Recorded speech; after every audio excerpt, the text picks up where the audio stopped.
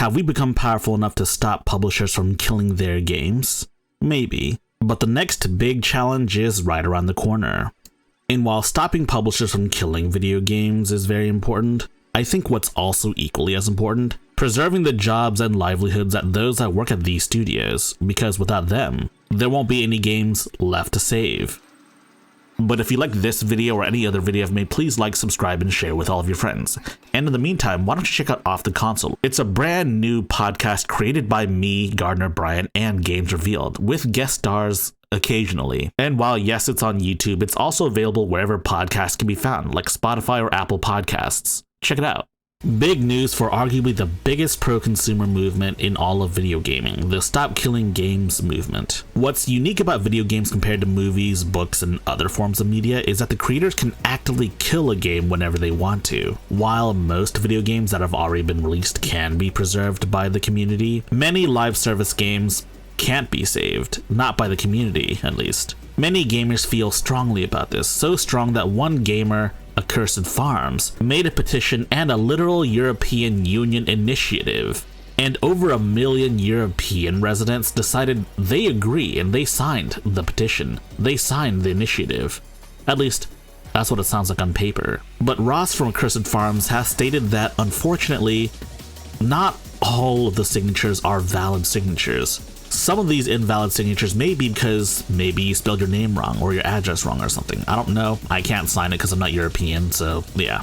It might be that. But a very real possibility is the fact that maybe a bunch of people are forging signatures. And supposedly the European Union does in fact care. Apparently it's even illegal to do so as well, and supposedly, if you're from America and you do this, the FBI coordinates with Interpol, so at least that's what Ross says. I don't know much about European law or anything like that, so yeah, that's out of my control. Personally, I would imagine the vast majority of signatures are in fact valid. But as per Ross, there's no way of telling how many of these signatures are in fact legit. As per the Stop Killing Games website, they need at least 1.4 million signatures to secure this petition guaranteed, even with all of the invalid signatures. So yes, we've crossed 1 million, technically speaking, but the fight's not over until we get 1.4 million signatures. So if you're European, just sign the signature. And if you're sick of hearing about the Stop Killing Games movement, why don't you just sign the signature, especially if you're European. That way, once the fight is over, once policies are made, and once we can finally say we've stopped killing games, then you probably won't hear about it anymore. In fact, you won't be hearing any stories similar to how Anthem is supposedly being killed off. Now, they stopped making Anthem updates a long time ago. To be precise, Anthem's final gameplay update was released over 5 years ago. If I had to be completely honest with you, I thought the servers already shut down.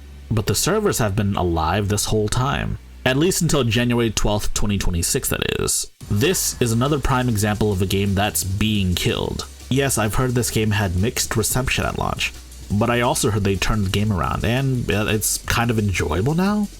I'm not entirely sure. I'd have to play it for myself to see how good it is now, but from what I understand, it was in a good spot. I think it's super interesting that EA made this announcement around the same time Stop Killing Games hit 1 million signatures, technically speaking. Almost as if they're rushing to kill the game before Stop Killing Games can successfully preserve this game. What this means is you can no longer buy premium currency for Anthem, but you can spend what you have left. What I also find funny is that during the FAQ, one of the questions is, has anyone else at BioWare been affected by these changes? And the answer is no, the sunsetting of Anthem has not led to any layoffs. Almost as if they knew people would give them grief over this. Speaking of layoffs, let's talk about Microsoft. Microsoft recently just laid off over 9,000 people. Yes, over 9,000 people. It's over 9,000! What, 9,000? What's baffling about this is that Microsoft is a $1 trillion company, and they make a ton of money from their business sector. Like all of those licenses of Microsoft Office, or perhaps maybe even Office 365, all of those, and Windows as well. Microsoft alone from Windows and Office and all of that stuff makes a buttload of cash. Yet they couldn't keep 9,000 people? Sounds kind of insane to me, to be honest. Supposedly, there's an in-company initiative to replace people with AI. the sort of thing that people have been warning about for a couple of years now at this point. I don't really like talking about AI because of all the good AI can do in skilled hands, but also just how bad AI can be in the hands of those in upper management. You know, there was a quote from IBM at one point.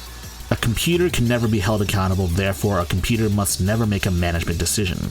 But what I guess IBM didn't predict was people making decisions based on computers. You know, on top of all of this, one particular studio making one particular game that people were excited for was canned. You want to guess what that studio was? Yes, the studio was The Initiative, and yes, that game was the new Perfect Dark game. And if I had to be totally honest with you, it was one of the few Xbox games I was looking forward to.